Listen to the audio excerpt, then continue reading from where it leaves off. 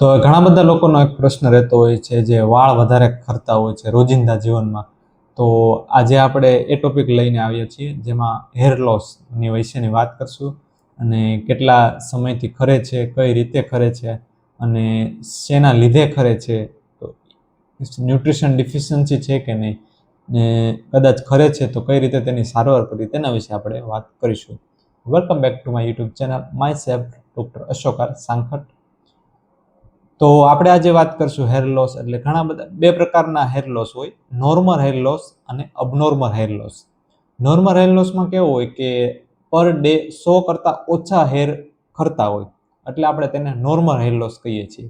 તો જનરલી એ હેરની એક સાયકલ હોય તેના લીધે આવું થતું હોય છે. સાયકલમાં પહેલાં હેર મોટા થાય અમુક દિવસો સુધી, અને પછી હેર ખરી જતા હોય છે, અને એ જ હેર જે ખરેલા છે તેની જગ્યાએ જ બીજો હેર ડેવલપ પણ થઈ જશે, એટલે હેર ગ્રોથ પણ એટલું જ રહેશે. એટલે આને આપણે કહેશું નોર્મલ હેર લોસ. તો આ હેર લોસમાં કોઈ ચિંતા કરવાની જરૂર નથી હોતી. ઘણા લોકોને કોમનલી જોવા મળતું હોય છે અને તેની હેર સાયકલ કન્ટિન્યુ રહેતી હોય છે. અને ઘણા બધા લોકો ડરી જતા હોય કે ભાઈ હેર લોસ વધે છે, આ થાય છે, તે છે, પણ એવું કોઈ ચિંતાજનક જરૂર નથી.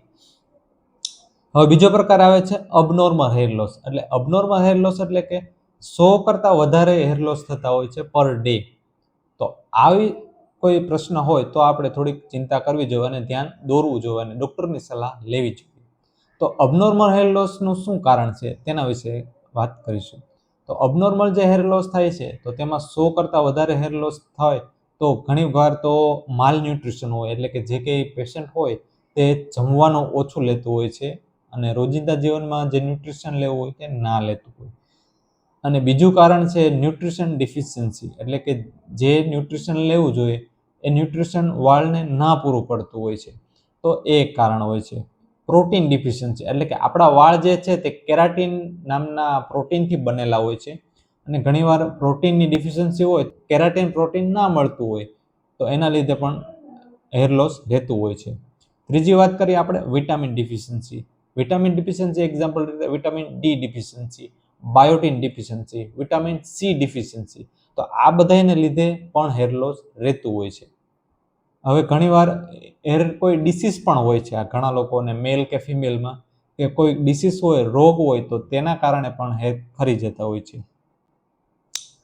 અને હવે વાત કરીએ આપણે કે શેના કારણે આવું થાય છે. તો ઘણીવાર જે હેર હોય તેનું જે ફોલિકલ હોય, એટલે કે જે વાળની નીચેનું જે હોય ચામડીમાં, તેને આપણે હેર ફોલિકલ કહીએ છીએ.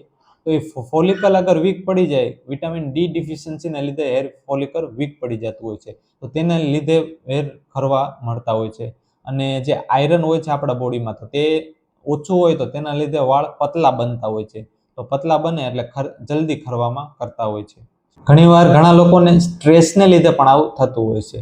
સ્ટ્રેસ લેતા હોય એટલે કોર્ટિસોલ નામનો હોર્મોન વધારે સિક્રેટ થતો હોય છે, અને કોર્ટિસોલ નામનો હોર્મોન છે તે જે હેર સાયકલ છે આખી તેને ડિસ્ટર્બ કરી નાખશે, અને હેર સાયકલ ડિસ્ટર્બ કરવાને લીધે વધારે હેર ખરવા લાગે છે. અને આમાં આપણે શું કરવું જોઈએ? તો ફર્સ્ટ ઓફ ઓલ તો આપણે જેટલી ડાયટમાં ચેન્જીસ કરીએ એટલો વધારે ફાયદો ગણે. ડાયટ એટલે કેવી કે આપણે એગ ખાવા જોઈએ. એગમાં પ્રોટીનનું પ્રમાણ વધારે હોય છે. અગર જો તમે વેજીટેરિયન હોય તો પછી દહીં છે, પનીર છે, રાજમા છે, છોલે ચણા છે, આ બધી વસ્તુ ખાવાથી તેમાં પ્રોટીનનું પ્રમાણ વધારે રહે છે. એટલે તે ખાવાથી પ્રોટીન બરોબર ન્યુટ્રિશન મળી રહે અને હેરનો ગ્રોથ અને હેર લોસ થતાં ઓછા થાય છે. એટલે આ એક બેનિફિટ રહે છે. બીજી વસ્તુ કે આપણે શેમ્પૂ ઘણીવાર યુઝ કરતા હોય છે. ઘણા લોકો શેમ્પૂ, કન્ડિશનર, સિરપ આવી બધી હેર પ્રોડક્ટ યુઝ કરતા હોય છે, પણ એ વસ્તુ ખાલી બહારના એન્વાયરમેન્ટ માટે જ છે હેરના. પણ એકચ્યુઅલી તમે ન્યુટ્રિશન સારો લો તો તમને બેનિફિટ સારો રહેતો હોય છે. પછી આપણે વાત કરીએ કે આ બધી વસ્તુ હોય, વિટામિન સી છે, ઝિંક છે, આયરન છે, વિટામિન ડી છે, પ્રોટીન છે, આ બધું પૂરતા પ્રમાણમાં 30 થી 40 દિવસ સુધી સારી ન્યુટ્રિશન લ્યો તો ઘણો બધો ફાયદો થતો હોય છે અને રિઝલ્ટ પણ મળતા હોય છે. અને લાઇફસ્ટાઈલ પણ થોડીક ચેન્જ કરવાની રાખવી પડે છે, જેના લીધે હેર લોસ થવાના પણ ચાન્સ ઓછા રહે છે. તો આવી જ રીતે સ્ટ્રેસ ઓછું લેવાનું, ગટ હેલ્થ આપણી સારી રાખવાની, સ્લીપ સાયકલ બરોબર રાખવાની, અને રેગ્યુલર હેર લોસ થતા હોય તો પછી તે કોઈ વિટામિન ડિફિશિયન્સી હોય તો તેને આપણે ક્યોર કરવાનું. તો આવી રીતે હેર લોસનું આપણે રિઝલ્ટ સારું મળતું હોય છે. અને ઘણા બધા લોકો શેમ્પુ મિનોક્સિડિલ નામનું પણ ઘણી પ્રોડક્ટ આવતી હોય છે.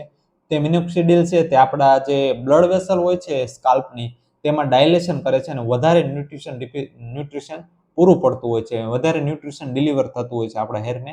એના લીધે હેર ગ્રોથ સારો થતો હોય છે. તો આવી જ રીતે ઇન શોર્ટમાં આપણે કહીએ તો જે હેર પ્રોડક્ટ વાપરીએ છીએ તે જનરલી સપોર્ટિવ એક્ટર છે, પણ જે ન્યુટ્રિશન ડિફિશિયન્સને અગર તમે ફૂલફિલ કરી નાખો અને સારું ન્યુટ્રિશન લો તો એ એક્ટિવ હીરો છે. તો આવી જ રીતે જો વિડીયો ગમ્યો હોય તો લાઇક, શેર અને સબસ્ક્રાઇબ કરજો. અગર જો ચેનલ પર નવા હોય તો અત્યારે જ સબસ્ક્રાઇબ કરજો. Thanks for watching.